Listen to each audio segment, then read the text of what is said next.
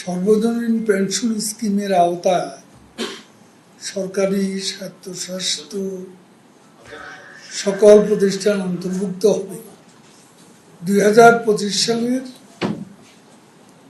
1 জুলাই থেকে। ইতিপূর্বে পাবলিক বিশ্ববিদ্যালয় শিক্ষকদের পেনশন স্কিমে অন্তর্ভুক্ত করা 2024 থেকে যোগদানের যে তথ্য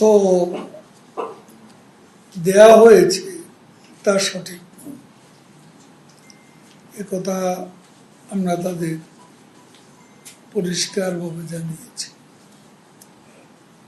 তাদের 3টা দাবির মধ্যে এটাও একটা দাবি যে সবার হচ্ছে 25, আমাদেরটা কেন 24। এটা আসলে মাননীয় প্রধানমন্ত্রী পার্লামেন্টে ভাষণে সবার জন্য পেনশন স্কিমের যে ডেটটা বলেছেন, শিক্ষকদের ব্যাপারে যে তথ্যটা গেছে এটা ইটস এ মিস্টেক, এবং এটাই সত্য যে সবার পেনশন স্কিমে অন্তর্ভুক্ত করার তারিখ হচ্ছে 1 জুলাই 2025।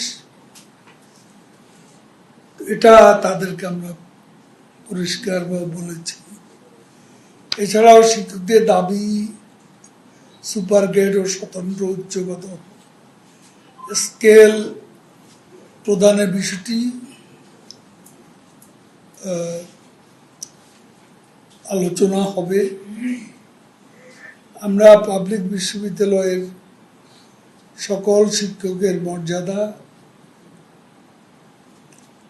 আর্থিক সুবিধা অসুবিধা বিষয়ে আলোচনা করে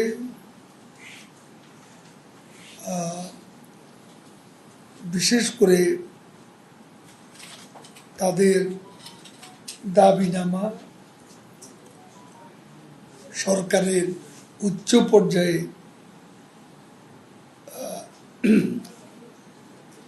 তারা লিখিত যে বক্তব্য দিয়েছেন প্রধানমন্ত্রী সমীপে আমরা উত্থাপন করব। পরবর্তী সিদ্ধান্ত আমরা আলাপ আলোচনা করে নেব। আলাপ আলোচনার ভিত্তিতে আশা করি সকল সমস্যার অচিরে সমাধান হবে। আমরা বিশ্ববিদ্যালয় শিক্ষকদের কর্মবিরতি কর্মসূচি প্রত্যাহার করার জন্য অনুরোধ করেছি।